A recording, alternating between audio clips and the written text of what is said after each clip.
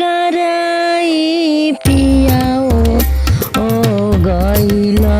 विदेशवा के करा से कब पिया हो गुरु के चारा चावा के करा से कब पिया हो गुरु के चारा चावा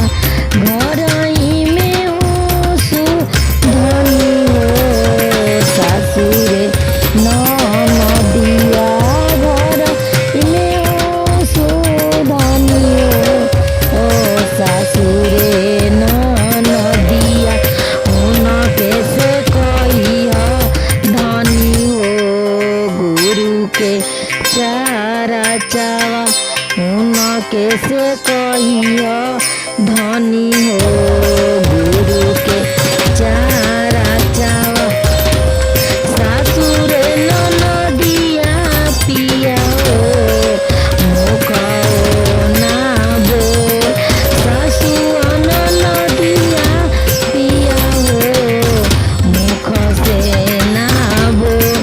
के करा से कहब पिया हो गुरु के चारा चावा के करा से कहब पिया हो गुरु के चारा चावा घरई में ओ सुधनी हो बड़को जेठनिया